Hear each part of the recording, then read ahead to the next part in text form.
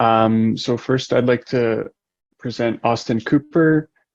He's a PhD student in McGill's integrated program in neuroscience, working under the supervision of Dr. Mendola and Dr. Smule, and he will give his talk titled Diffusion Tensor Imaging of Optic Neuropathies, a critical literature review. Hi, can everyone hear me? Yes. Beautiful. Okay, I'll get started. So first of all, thanks for accepting this talk. It's an honor to be able to present this review that has been in the works for over a year now. So I, along with a past undergraduate student at McGill, Maxim Terniek, under the supervision of Amir Shmuel and Dr. Trainee Mendola, we reviewed all of the DTI studies specific to distinct optic neuropathies. And so we'll be going over that today, some of the main results. So just a brief overline. I'll go over the actual background of the optic neuropathies that we reviewed, and then some basics of DTI, followed by the results of the review itself, and then some next steps for the field and some conclusions that we learned from the review. So we reviewed 3 different optic neuropathies. One was primary open-angle glaucoma. One was optic neuritis. Interrupt you. Someone says that we can't see the PowerPoint, although I can see it. Oh, okay, sure. Let's figure it out. It's who can't see it? I guess raise your hand if you can't see it.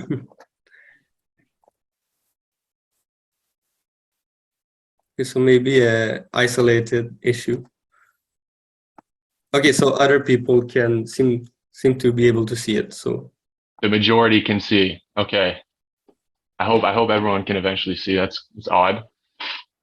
I can see it. Should be no problem. I guess I'll just continue that, eh? Okay, yeah. Okay, sure. So yeah, we reviewed primary open-angle glaucoma, which is a chronic form of optic neuropathy. We reviewed optic neuritis and traumatic optic neuropathy.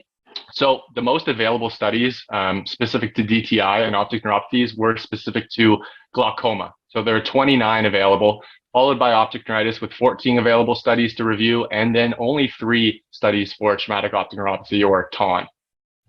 So some of the specifics when it comes to these optic neuropathies, glaucoma is actually the leading cause of irreversible blindness on the planet. It's characterized by a loss of retinal ganglion cells. It's linked to an increase in intraocular pressure, though this is not a necessarily thing. Sometimes there are glaucoma patients that have normal intraocular pressure. It generally impacts the visual pathway bilaterally, so on both sides, and this is a key characteristic of glaucoma, and it impacts the visual field starting from the periphery and then going sort of centrally towards the foveal region.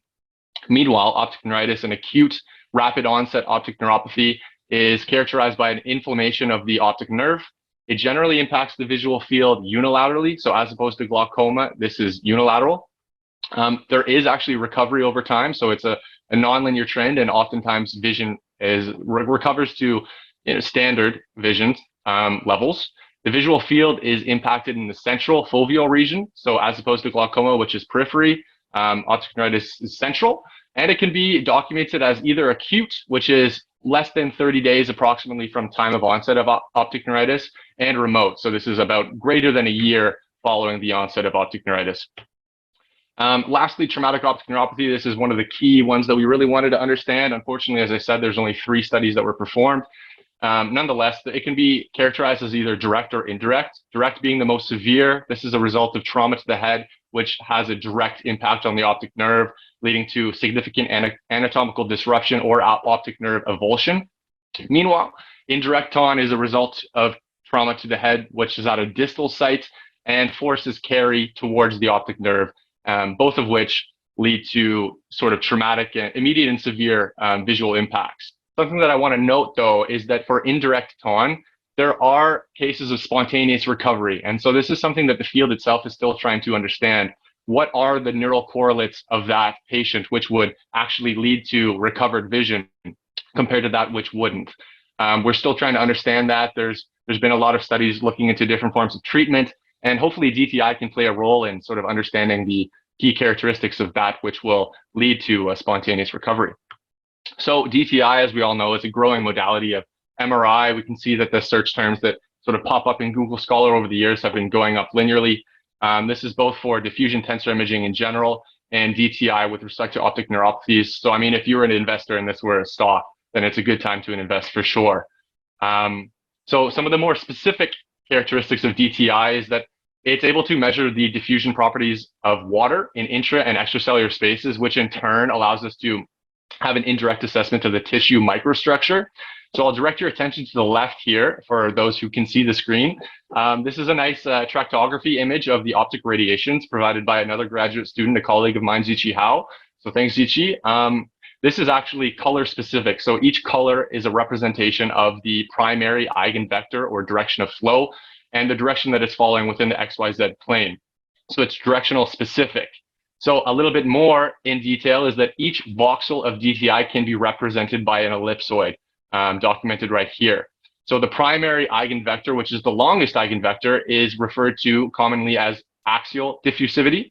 So this is more or less a metric of the amount of flow that's going parallel to the axons. Meanwhile, radial diffusion is a mean or an average of the amount of perpendicular flow away from the axon itself. So these are the primary measures, and then secondary measures that are sort of able to use all of these metrics in a combination would be mean diffusion. So it's an average of the total amount of diffusion regardless of direction within the voxel, and then fractional anisotropy, which is more or less a measure of the directional specificity. So how much more axial diffusion is there with respect to radial diffusion? So with respect to myelination and axonal health, we can compare this. We can see how this impacts the DTI metrics. So a normal healthy axon will have a high FA. There's a high ratio of AD, axial diffusivity, compared to radial diffusivity. Meanwhile, if there's damaged myelin, you can expect to see an increase in RD, which in turn results in a lower FA and higher MD. So there's a higher amount of flow, but lower amount of directional specificity.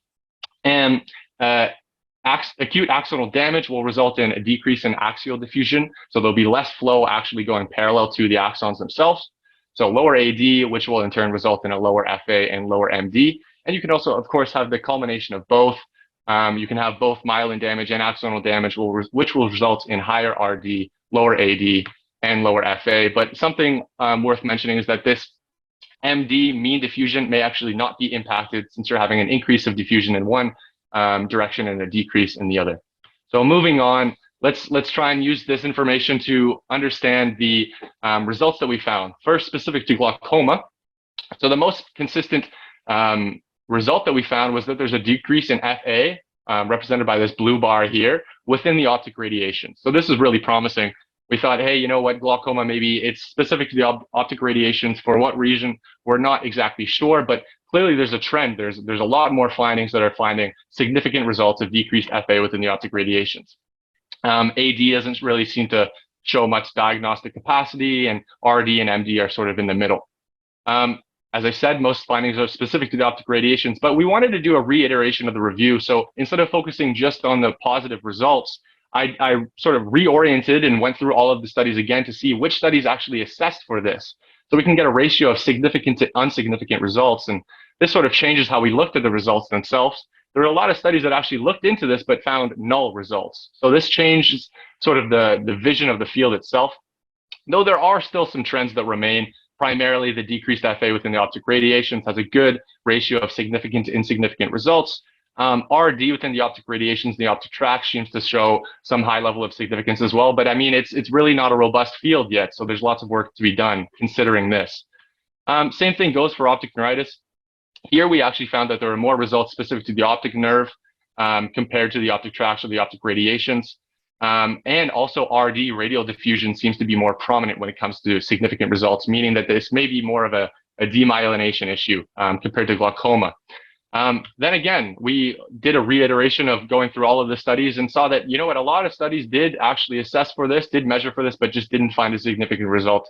So there's a low level of replicability within the studies, and this changes sort of the level of robustness within the field itself. And also a primary point that I want to point your attention to is that most of the studies actually only assess the optic nerve and the optic radiations, with many of them neglecting the intermediary white matter tracts of the visual system, the optic tracts.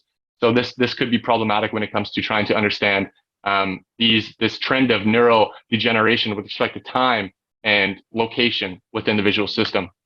I'm going to go over this quickly. So with optic neuritis, as I said, it's unilateral. It affects normally just only one side. So this can allow you to study both within patients, one side compared to the other, affected compared to unaffected, or you can compare patients to healthy controls.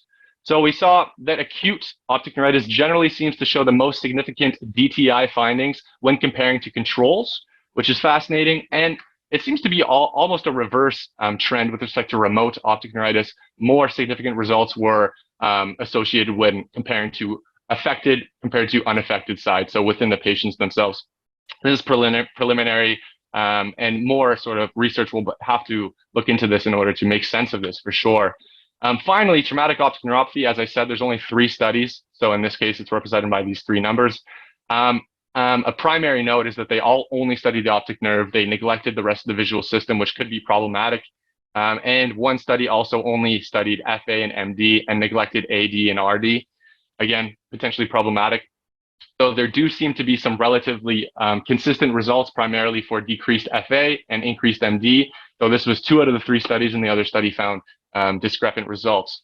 So although the clinical need for TON or traumatic optic neuropathy is the greatest, due to this fact of the potential spontaneous recovery for some patients as opposed to others, it seems that there's really not enough evidence to make any sort of claims about what is going on, which could in turn result in better treatment. So more work is needed.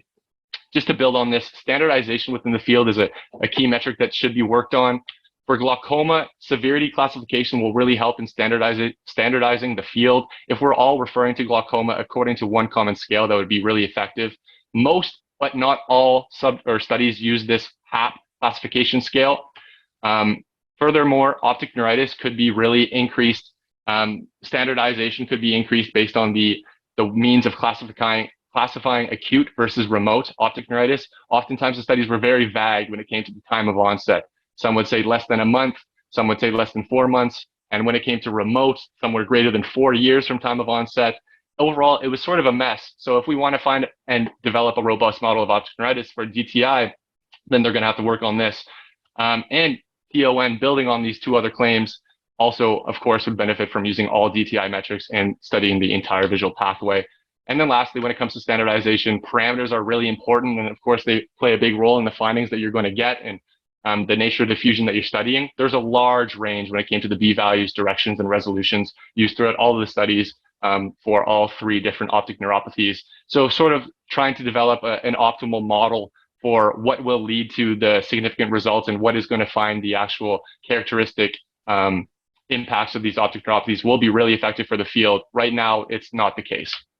So some conclusions, DTI has a reasonable capacity to measure the impact of different optic neuropathies, though it has not reached its full diagnostic and prognostic capacity. Glaucoma and optic neuritis show the most consistent results when it comes to FA, MD, and RD, which could be highlighting a demyelinatory nature. Future studies should strive to measure the entire visual pathway. This is important. And the field would benefit by increasing the level of standardization between the different studies. So that's sort of the main results that we got from the review. And I'm looking forward to any questions that you have to ask. So thanks for listening.